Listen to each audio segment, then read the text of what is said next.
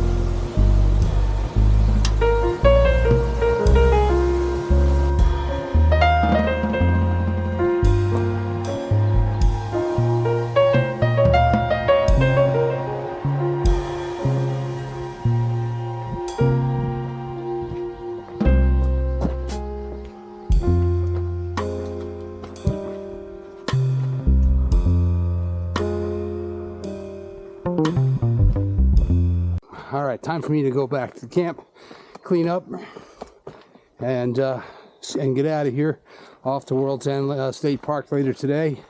And I'll talk to you guys soon. I'm glad you made it.